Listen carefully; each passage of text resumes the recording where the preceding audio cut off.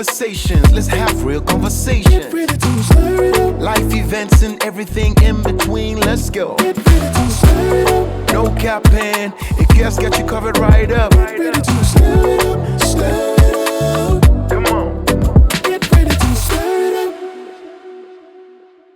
Hi everyone, welcome to an episode of Stir It Up. Today I've got Charlene Mills Gordon. And Charlene and I are going to be rattling some cages and having a rather intellectual conversation around breaking cycles. And when we talked about, this conversation, I kind of quipped about how, it's a interesting one, but it's also one that we never talk about because it's really, we go through the cycles, but we don't really always acknowledge that it's a cycle we are going through. It's really nice to have you. It's nice to be here. Very excited. I think the topic is very me, so I'm happy. It's you, huh? Yes. Why do you say it's you? I think for me, I didn't see myself as that, but people have told me, or let me say my family have told me that they see me to be the cycle breaker in our family, which is interesting because I was just living my life and I didn't realize that that's what I was doing. But then in hindsight, now when I think about it, it tracks. It does make sense, and I've seen the importance of the work that I've been doing. So yeah, it's good to be here and good to be known as a person who can talk on this. Nice. I think that it's nice that you start doing something and it's not intentional, and then people create the association with it, right? Yes. So it's authentic. It's not something that you set out to do, but you're, like you said, you're living life, and then people create that association. Yes. So maybe let's start off with a cycle. So what's a cycle? I mean, just so people can get a sense of what we're talking about. Sure. I think to me, a cycle is a pattern. Usually a pattern of behavior that is harmful or behavior that's not helpful to you, the people around you. So basically it's a pattern that continues over and over, perhaps maybe just in your life, other people's lives, or just over a generation. So it's a pattern of behavior, most of the time harmful, that continues over time. Okay. So and are we always aware of the cycles, or I don't think so. I don't think we're always aware of the cycle or what's happening. I don't think we all have a good understanding of the various cycles that exist. I think a lot of the time, especially in our culture here in Ghana, we live in it unbeknownst to us. It's something that doesn't occur to us perhaps till someone outside of the situation points out, and it's like, oh, this is a cycle. It happened to you, it happened to your sister, it happened to your grandmother. You don't realize that it's something that's been going on till maybe your attention is drawn through it from different ways. You yourself may become more conscious of the world around you, what's going on, or something traumatic may happen and draw your attention to be like, this may be a cycle. This is something that might have been going on for a while. And even as you were talking, I was thinking that we might not even name it as a cycle. Yes, definitely. Right? We might see that, this is happening, but we might not say this is a cycle. Yes. Right? I think it's interesting because I think within my community, we've spoken about how cycles are known as musu, or a curse, something like, oh, this is a curse on this family. And I think in Christian religion especially, it's talked about generational curses. That's how they are seen, as something that, you've been bewitched. But then from my interpretation, I think that it is a cycle. It's a cycle that has been going on for a while. And maybe for the lack of understanding or lack of a better word to call it, we'll call it a generational curse, or, something that the family is just plagued with. Got it. Okay. So maybe let's begin to dig a little deeper and think about examples of cycles. Okay. Right? So I'm sure that there are big themes. So maybe let's take a few big themes, and then give examples under those themes of what these cycles could be like. Yeah, definitely. So I guess we can think about ourselves first. So some of the behavioral patterns that we have, from overspending to binge drinking, binge eating, just generally bad habits that are not helpful to ourselves. Then we can think about our relationships. So patterns in relationships, toxic cycle of abuse, cycle of silence in a family, not talking about trauma, things like that. So that's within our interpersonal relationships, our relationships with friends, and then obviously just the generational cycles, like I mentioned, of families over time and things that have been more or less recurring themes, but still quite harmful to kind of the whole line or the generation. So those are some of the things that we can think about. And then obviously our emotional, mental well-being as well, some of the cycles that exist there, like us generally avoiding meeting with ourselves, or avoiding being in ourselves actually, and just going with the flow, going with life, and not looking within and solving the issues that are actually becoming big things in our lives. So yeah. So maybe let's stay with the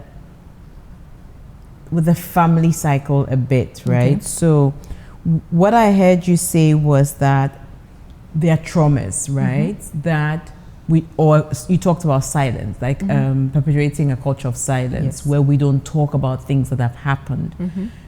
Maybe it's always good to give an example, and it doesn't have to be an example, a personal example, but maybe situate it within context. Okay. And that helps people understand it. So if I think, do you want to give an example of sure. Put it in context, because then that's easier for people to understand. Okay. I can talk about, I guess, in families, how there's sexual abuse. Yes. Perhaps by a family member to another family member, and there's a culture of silence where it has been done, but we decide not to talk about it. We decide to push it under the rug, and sometimes it does become a cycle where, as another person, another generation, it's done to another person. So that culture of silence of his family, don't talk about it, she's family, it's fine, family forgives each other. And when I say not talking about it, I mean not really digging deeper into this is what happened. We bring it into the light. We talk about its effects. We talk about what we're going to do moving forward. We talk about the consequences for the perpetrators, things like that. So that's what I mean by talking about it. And I think obviously not talking about it is what perpetuates that cycle of this kind of cancer that keeps on eating the family away. Because it can show up in more ways. It doesn't always have to be in the sexual abuse kind of aspect, but then it can show up in the next generation as people going into toxic relationships, not valuing themselves, not seeing their worth. So, I mean, this is just an example of things that can happen within the cycles. Yes. No, absolutely. And when I think about the traumas that young people go through, it's, how someone who had a negative experience then becomes the victim, then becomes the perpetrator, right? So that is how it becomes a cycle, for example. So taking it out of the family context, bringing it into the workplace, right?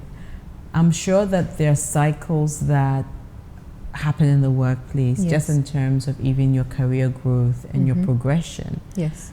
Are there any thoughts you have about cycles that are in the workplace that we can look at breaking, and how we navigate that? Yes, definitely. I guess off the top of my head, two come to mind. Okay. I guess the first one would be the toxic work culture. I think that's very well known by everyone. Where we work in places where there's a lot of bullying, harassment, there's discrimination based on age, based on, religion, sometimes even race, even though we live on the African continent, sometimes, that can come up. And then the second one being just the stagnation, not breaking the cycle of, maybe when people get this position, they stay for 30 years. I mean, it's not always bad. Some people value loyalty, but then are we growing? Growth cannot always be, let me say, linear.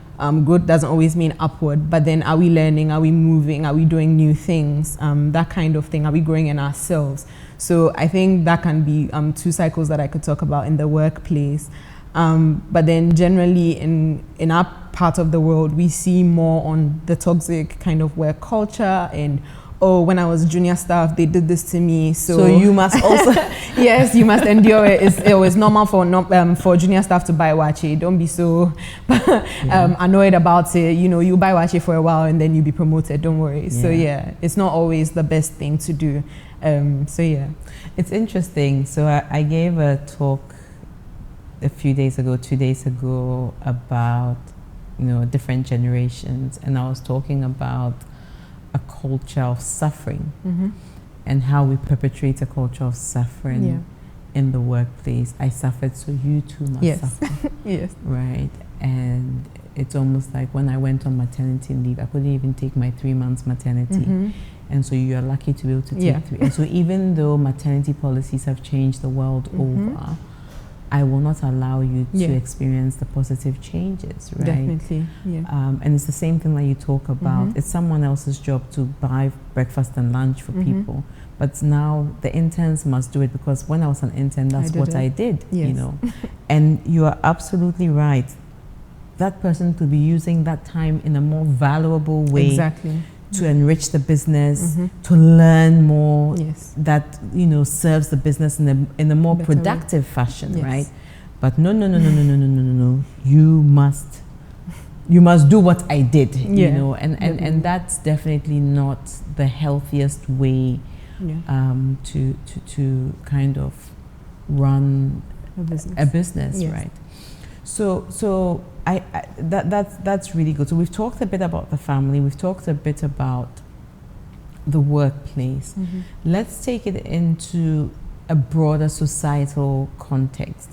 Are there any cycles within society that we think that we could be looking at breaking, right? So if I was to hazard a guess about one, I would look at it as, like, for example, poverty in certain communities, right? Are there any things that come out at you in terms of cycles that we could be breaking in broader community sense, sense? Yeah, but I wouldn't name poverty as one of them. Okay, because I don't think we are the cause of our poverty. Oh, tell me what. I think life happens to us, and unfortunately not all of us are in a space to break out of it. So I don't think that kind of cycle is something that is always within your control, even though to some extent you do have control over your circumstances in a very small way. The society happens to you, or for lack of a better context, Ghana happens to you. So you are not always the cause of your poverty. But I guess in a societal kind of context, I can talk about our culture of not speaking up for what's right. I mean, I think over the years, we've been educated generally on political issues, but maybe not educated enough. So it's breaking the cycle of not speaking up. Your roads are not done. Are you seeing your DCE? Are you seeing who is in charge? Are you holding your MP accountable? You know, that culture of silence and, oh, let's give it to God is going to be fine. You know, what are we doing to break that? I think that's where I see it more in Ghanaian culture, where we are quiet about things. We are not as assertive as we can be on some of the issues that affect us as a people. So, yeah. So, I mean, when I think about societal cycles, I would take, for example, just financial struggles as a big one, right? And I do think it's a cycle, and I gave the example of poverty, and I hear you when you say you don't think it's one that we can break. But I even think that just even financial literacy is definitely something that if we, and we'll come into the solutions, but I think that we do lack a lot of support systems, just even in curriculum, that help us understand that when you take a loan, these are the implications, right? So then as a result, how do you even manage your finances? Are ways that you begin to break some of those cycles, right? Definitely. So it would be good to just even see, to have the conversation in terms of what are some of the broader things that are within the broader societal construct that we need to start, you know, questioning a bit more, right? I mean, I think in more developed countries, you'll be talking about climate change, for example. We have bread and butter issues. So maybe climate change is not necessarily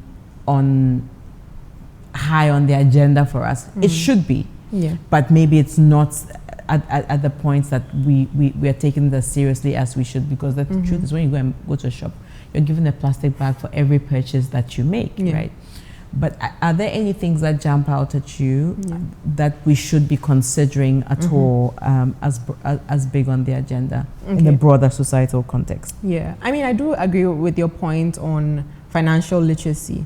So then, instead of poverty, I'll talk about financial literacy, and then, you know, the lack of knowing how to handle money, you know. So then, money management more of. Maybe it's debt cycles. I mean, I don't know. But I think, to me, when I think about it, you can't manage yourself out of a poor system. You can make the best financial decisions. But if you live in a country that is not making the best financial decisions. But I guess that's also a bit idealistic, to be honest. I mean, yes, there is responsibility on us to manage money well. But let's say I do everything that's right, and Ghana still happens to me. Then what? You know, so when you say Ghana still happens to me, what does that mean? You want me to go into that? No, maybe I don't. So. Maybe I don't think so. But then I'm just saying, I mean, we have macro economic instability, high inflation rates, etc. You may have laid out the best investments in Ghana, but you still live in a country that is going through a physical crisis. You will be affected. You have bought your bonds, but you will be affected. So in as much as the responsibility lies on us for our personal financial kind of management, there's certain choices that you've made the right choices, but it's almost like it goes down the drain regardless of the choices that you've made. And I guess climate change, even though to some extent is not seen as high on our agenda, it should be. It definitely should be. Because we have different communities along the coast who are going through the effects of climate change, and with time we would realize how much of an issue it is for us, and there are a few things that we can do on our day-to-day, like not taking the extra rubber you are given, and you know, we have a lot of like sacks and stuff like that that we can use, that we used to use actually in the past, before this so it's a lot of behavioral change, definitely, you know, and just education, right? Yes, education will be a big part of it. Yes. Why is it important to identify cycles?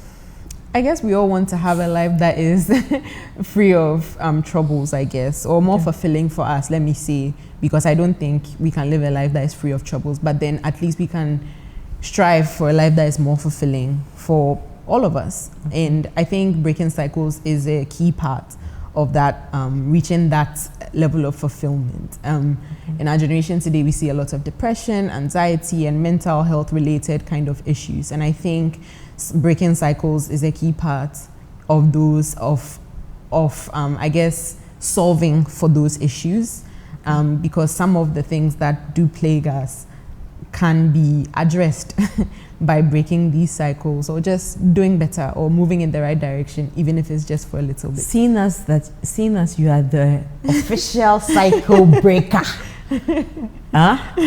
Just within my family. Just within, but yes. I listen, we are all cycle breakers in one way or the other, right? Because once you are, it might be in a very small way, right? But I see myself as having broken some cycles of my own, right? But tell me, how do you begin to break those cycles? Yeah, I think, in my opinion, it starts from understanding. A place of understanding actually what the cycles are, because I think earlier we spoke about how people don't even know that they are cycles or they are in a cycle. So it will start from the point of understanding or being educated about, you know, some of the things that's happening to you, and also being aware of what's happening around you, being aware of what you are doing, why you are doing what you are doing, things like that. So I think it starts from there. And then aside understanding, or that discomfort of whatever is happening, right? Once you're uncomfortable and not wanting to be in a particular situation. Yeah, definitely. Yeah. I guess most of the time for a lot of us, it starts from the discomfort, not wanting to be in this space. Yeah. So how do I make it out of this space? So it starts from understanding, why am I here in the first place? What brought me here? And then obviously we'll move to, how can I move out of this space, or how can I break this cycle? It's a lot of emotional heavy lifting, understanding yourself, and then working to cultivate behaviors that counteract the bad ones, or replace, actually, because sometimes it's not enough to just stop doing the bad thing. You would have to understand why and see if there's something healthier you can replace it with, or any help that you can get, even from your community, to hold you accountable, to be like, oh, you mentioned that you'd want to stop drinking, you know, this is your third drink today. And it's only 2 o'clock. What are we doing about it? You know, Yeah. things like that. I think community is a big part of you breaking your cycles, you know, from the point of support to the point of you find yourself in that community. So it's definitely going to affect you one way or another. So it's about how you would leverage the support from your community, use them to help you make yourself better. And then also, I mean, obviously they're also professionals, and there's professional help. I know that in this part of the world, it's not a popular choice, but it's a good choice. I can assure you. I've been in therapy myself, and I quite enjoyed it. So you were a therapy ninja. Not necessarily, but I do love my therapist a lot, and I think that she's helped me in ways that I couldn't have done on my own. Yeah. You can read all the self-help books, but then sometimes it takes people, not only professionals. I feel like a friend of mine was telling me today that just 2 or 3 good friends who are in the right mental space can move you a long way ahead, because not everyone believes in therapy, and that's valid. So yeah. So you've talked about just the awareness of it. You've talked about the will to see it make a difference. Yeah. You've talked about the community around you, Yes. and just friends. So almost like having a support system Yes, of exactly. sorts. You talked about professional help, Yes. right? And those are all things that are very, very valid in terms of just even being able to break some of those cycles, Yes. right? And it's interesting to hear you talk about these things. They're very, very simple things, right? But a lot of the time, without taking the very first step, which is just being uncomfortable and saying, I don't want to be in this place anymore. Yeah. This is not it for me. Yeah. You will never ever even get to the rest of it, Yeah. right? There are a few other things that I've also kind of thought, depending on what the cycle is, even forgiving yourself is a big one. Because if you are, for example, you are dealing with a cycle of addiction or a cycle of abuse, just even being able to forgive yourself for allowing that to happen is definitely something that is important, because sometimes we are not able to move past the fact that we allowed ourselves to stay in something so long, Definitely. and so we're not able to move forward Yes. from that situation. Yeah. The first step is always the most important and the most difficult.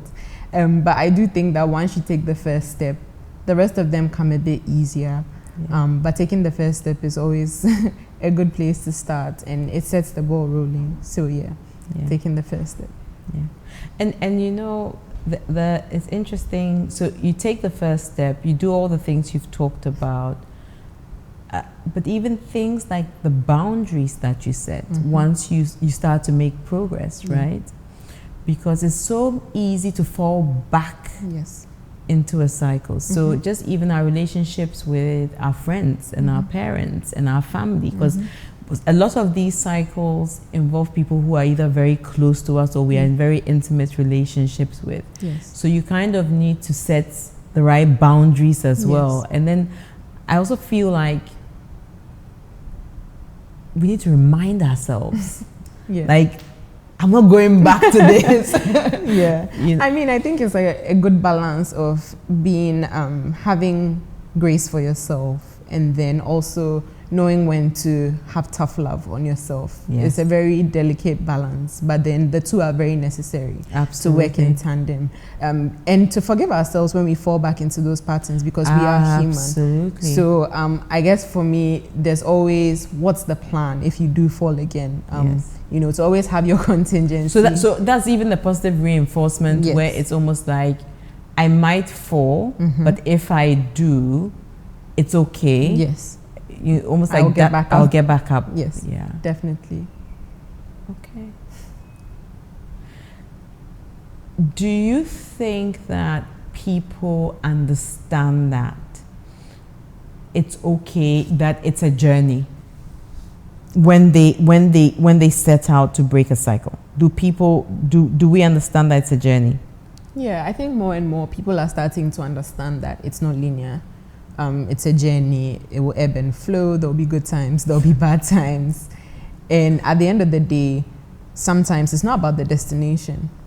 Even the journey in itself is healing. Even the journey in itself breaks the cycle. The fact that you are doing something different, the fact that you are making that effort to move past this or to break the cycle in itself is valuable. So I do think that people do understand that, at least once they get to the point where they are conscious of it and they want to go ahead to break the cycle. It is, yeah. What's the load on the person who decides that I'm going to be the ninja? I'm going to be the Goliath. I'm going to be the cycle breaker. Yeah. Because I think that if you've been in a situation where it's traumatic, it's hard, and you make that decision that you're going to be the one who breaks the cycle, it's not an easy decision. It's not. Because there's a lot of work you need to do, but there's possibly a lot of conflict that comes out of that. So there's conflict with self, and there's potential conflict with people who, the status quo. Yeah. Right? Yes. Because a lot of the changes you're going to make are going to affect the people who've been benefiting from that cycle, right? Yes. Depending on what the cycle is, Yes, right? definitely. So what is the load? What is that burden that the person who is, going to the cycle breaker? Yeah. I guess we spoke about this earlier, but I don't think we all get up and say, oh, I want to be the cycle breaker. But then it does happen. Or maybe there are some times where you're like, okay, no, I need to break this cycle. It starts with very, very heavy emotional kind of, there's a cost, there's a price to pay. Yeah. And like you mentioned rightly, you are most of the time in deep connection with the people, who are maybe perpetuating the cycle or helping for the cycle to continue or even benefiting. So that stage of creating boundaries will be difficult. But then this comes back to the fact that it's a journey. It will be difficult, but it's fulfilling. And you would need to be resilient. You need to give yourself some flex. And we would also need to think creatively about how we approach things. I guess a good example is if it's like a family dynamic where there's an uncle who is inappropriately touchy. It can start off as something that is very much a joke, that, oh, you, this uncle, you're always touching, keep your hands to yourself, just to be creative and to approach the situation in ways that doesn't always bring about conflict. And when conflict does arise, be prepared, to de-escalate, be prepared to do the work and hold yourself and each other accountable for your parts that you've played in the whole situation or in the cycle. So it's difficult work, but it's good work. Is there any level of fear within it as you're going through it? And I agree with you completely when you say that you don't know when you don't know when you are the cycle breaker, because a lot of the time is not, you might make a decision that you're going to stop this, but you don't start charge out saying you're Goliath, right? Yes. But as you're going through it, are there pangs of fear that you go through, and how do you navigate that? Definitely. If there wasn't fear, then you wouldn't be human. Okay. I mean, it's uncharted territory, so definitely there will be fear. But I guess for me, it's always been remember your why. Why did you start? Why did you want to do this? So going back to remember what you intended to achieve, what you think the outcome or the benefit will be, is a great motivator to keep you going, because it's not an easy journey. and the future you want to see, the vision that you had of a family that abuse doesn't happen anymore, or a family that is well emotionally regulated, something like that. So going back to think about the why is always beneficial. There will be fear. There will be times when it will not make sense to you. It will be fear that, sometimes it can even be irrational, but then that's where your community always comes in. The resources that you have, be it your community, be it your professional mental health experts, even sometimes your self-help books, etc. So always going back to your notes generally, and reminding yourself of the why, and that is going to be a long journey. Okay. So final thing that I want to talk about. So I'm going to give you a few scenarios, Okay. right? And because I think that we've talked about a lot of things, but we've talked about it within the context of a lot of theory, right? And it's always easier when things are within their examples, because then people can kind of relate a lot better. Yes. So there's a family that's going through a cycle of abuse, right? So it could be a daughter who's been abused by an uncle in the home, right? And the family has refused to deal with it because the uncle is very close to the family and they don't want to make a big deal out of it, right? This is something that probably mother knows, and it's happened, and maybe it's happened in her generation as well, so she knows that that's happened in the past, right? If you were to think about it, what cycles do you think this could happen? I mean, if you were to think up through it, what do you think this could mean for that daughter, right, in her onward journey through life, right? Okay. And how would you say she could be looking at breaking that cycle as an adult girl? So that'll be, let's talk through that scenario, and then we'll come to another one. Yeah, I guess I'll start with empathy, because sexual abuse is not easy at all. So starting from the place of grace and empathy for yourself, forgiving yourself. I think with sexual abuse, there's a lot of blame on ourselves to say, I could have acted better, I could have done something to prevent it, which is not always the case. So we start with that. And I guess you mentioned that parents knew, family knew, and then there's nothing done about it. I would say, obviously, your community is wider. So I will go outside of that immediate community or family. Either trusted friends or seeking help from a professional as to how to deal with it with yourself first, how to come to terms with what happened. There's a trauma response, obviously, to what happened to you. So how to work through that, and to understand yourself better and to heal, first and foremost. And then tackling, I guess, to make sure that it doesn't happen to the family again, if they are younger siblings, educating them.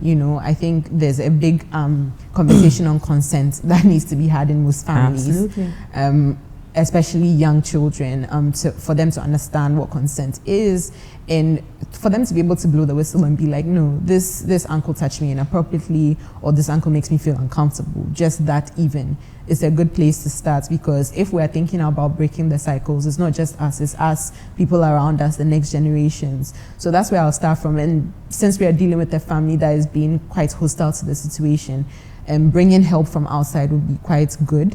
I think a lot of families have people that they respect, maybe not within the family, but then a trusted family friend that is respected to come in as a mediator, or someone who understands the gravity of the situation and can provide counsel that is objective, to come into the situation and talk about it as a family, that this is what has happened, these have been the effects, and this is what we don't want to happen again. So what are we as a family going to do about it moving forward? I also believe in name and shame. It's not always a popular kind of road to take, but I do believe that naming and shaming that it was ex-uncle and this is what ex-uncle did, bringing that to the light. Accountability to the conversation Exactly. might end up changing how people. Exactly. Yeah. So I think that's for me is very important, that this is what this person did and this is why it's not okay and this is what we are going to be doing moving forward. And then there's boundaries. We would have to create boundaries. If it's this uncle can't come over to our house anymore and things like that. I know that parents may not always be on board with that, but then that's where your personal boundaries will also show up and be like, if this uncle is there, I am not there. You know, it will be difficult, but these are things that you need to stand your ground on, and this is where your community comes in to hold you up, you know, because you would need that reinforcement. You would call your friend and be like, oh, this is what's happening, and I hear this uncle is coming, and they're like, come over to my house for the time, you know, for the period, you know. So you need to be able to rely on people around you to ground you and to hold you up where necessary. So these are some of the practical steps that you can take in a situation like this. I think the one thing that you said that I would like to piggyback on a little bit more is the conversation of consent and teaching our children consent from a young age. Yes. So one of my closest friends has been teaching his young boys consent. And his sons, I believe, are 4 and 9. And before they hug you, they say, can I hug you? Exactly. Right? Yeah. And it's lovely. It is. And I said, I'm so proud of you, because that's what we need to start teaching our children, right? Yes. So immediately, even they know about other people's personal space, Yes. right? So it's not even just about Them. and they also know about their own personal space. Yes. So it's not, so there is no way you are touching a boy like that Exactly. without him knowing that you've crossed the line. Exactly. Right? And we need to do that for our daughters. We need to do that for our sons as well, Yes. because we don't do enough of those kind of training and lessons and teachings to for our children, you know, as we raise them, because Yes. it's really, really important. Yes. Anyway, so scenario 2, and I'm making this up as we go along, as you know. So scenario 2, let's do something in the workplace. Okay. So you have a manager, you have a workplace culture of a lot of bullying. And it's become a place where a lot of quiet quitting is happening. And you know what the concept of Yes. quiet quitting is, where people come to work But they physically, don't do. but they don't show up mentally, emotionally. They've checked out. Yes. They do the bare minimum so they can get a paycheck at the end of the month, Yes. but they are not really into their work, right? And because of that, productivity, pretty much quiet quitting, a business can die a very slow, natural death as a result of quiet quitting. And so that is a cycle that has started, where you have a whole lot of people within the business who are just showing up, but are not necessarily showing up to work with their full self and authentic selves, and giving the business what they should be giving the business, right? Yes. It would be good to get a sense from you that if you were a manager within a business like that, how do you break a cycle of quiet quitting in a business like that? Yeah. I guess as a manager, your first responsibility is your direct reports. Okay. Who are the people who report to you directly, and what's their experience in the business, you know? In terms of where do we start from, it's about you first, you as a manager and your behavior. Have you created a hostile working environment? Have you created an environment where your direct reports don't feel comfortable coming to you with a problem, you know?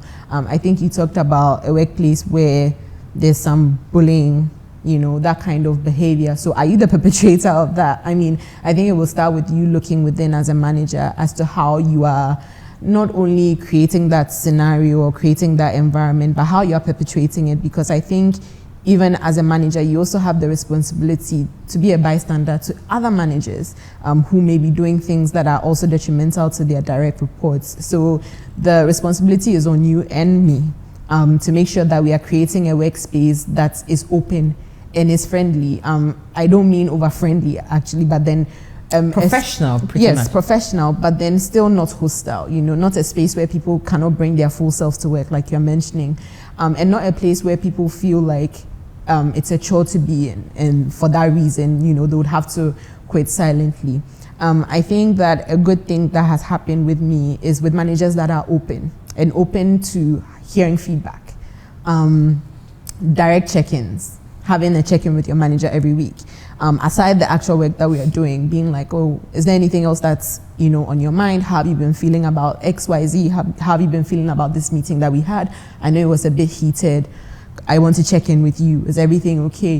That kind of thing. And walking the talk, not just saying on paper or in principle that I'm open, but actually being open and receiving feedback, and giving constructive feedback as well, because I feel like sometimes managers can get caught up in the cycle where it's like, you are bad, you don't do this, you don't do that, without giving, a roadmap as to, how you can get better or how you can progress in the work that you are doing. So I guess as a manager, it will be on you to create the good environment and also get support from those around you and from senior management as well. If you realize that the problem is more systemic and it's an issue that has to be dealt with from the root, then we are looking at, organizational culture and, critiquing that and being like, oh, I think maybe we need a better induction and onboarding process where people know that these are the values of the company and these are the things that we frown upon and these are the things that will not, allow to happen. And then also maybe creating a kind of, I guess, a system for what happens when people do, bully or harass or, discriminate against people. Make the process very clear that if it's, you can report, these are the channels you can use to report, anonymous channels, so that people feel as comfortable as can be to be like, oh, this what's been happening and I don't want it to continue, and letting people know the actual road plan of, this is what we'll do when you tell us, this is what happens, this is what will happen to you, you'll be protected, that kind of thing. So I think it would start with you as the manager, collaborating with, management and making sure that your workplace has the systems in place that don't make it a hostile environment. Okay. It's been really lovely having this conversation. It has been. And I like the fact that we've had it within the context of, real situations, right? Yeah. Thank you. Thank you for having me. So to the fun part of this, I made you a cocktail. Thank you. The only requirement is you should tell me 2 flavors you taste. Okay. Let's try it. Cheers. So cheers. Thank you for being the one to say stir it up. So let's go. Let's see what you taste.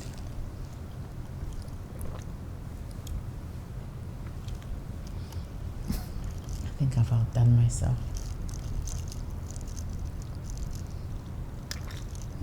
Do I know what these flavors are? Try. I taste fizz, first of all. Yes, there's fizz. And by now everybody should know what the fizz is. But most people don't. So I think people should just watch a previous episode. Because now I tell people what the fizz is. I feel like this maybe, it's not orange. There's no orange. But it's a little citrusy. But I don't want to say it's orange. There's no citrus. I can promise you there's 0 citrus in this thing. Okay, there is citrus. Yeah, there's a bit of a citrus hint. Yes. Don't say pomegranate or cranberry-ish. No cranberry. The sister too said cranberry. A berry.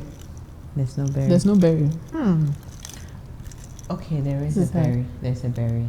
There's a berry. So stir it up. I'll tell you what's in it. There's there's half a glass of soda water. Okay, tasted that. There's ice. Then there is. Okay. So there's like a berry. So yes. And then there is a teaspoon of chocolate vodka. Teaspoon. Okay. And then there is like 2 shots of. So that's why it's citrusy. That's why it's citrusy. Okay, because it tasted like that. Stirring it up.